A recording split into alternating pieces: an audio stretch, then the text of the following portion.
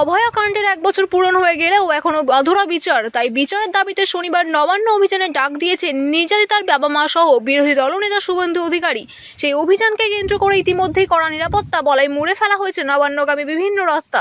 Howrah city পুলিশের পক্ষ থেকে হাওড়া ময়দান, হাওড়া ফরসার রোড, কোনো এক্সপ্রেসওয়েতে সাঁতরাগাছি ব্রিজ ও কলকাতা পুলিশের পক্ষ থেকে দ্বিতীয় হুগলি সেতুর হেস্টিংস মোড়, কলকাতা থেকে হাওড়া ব্রিজ ওঠার মুখে রাস্তা লোহার রড ঢালাই করে 10 ফুট উঁচু ব্যারিকেড দিয়ে আটকে দেওয়া হয়েছে।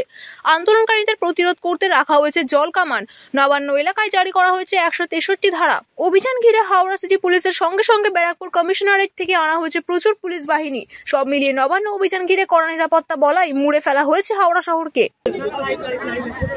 মাসিমা নিরস্ত্রভাবে এসেছিলেন, কোনো রকম অস্ত্র নেই হাতে, তারপরে পুলিশের এই ব্যবহার কি বলবেন? পুলিশ নির্লজ্জ পুলিশ, সেটা আমরা সেই 9 তারিখ দেখেছিলাম। তার মধ্যে যে এত নির্লজ্জ হয়ে যাবে,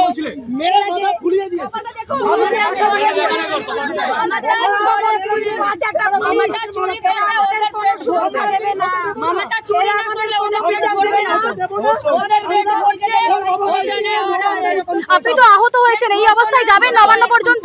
অবশ্যই যাবো।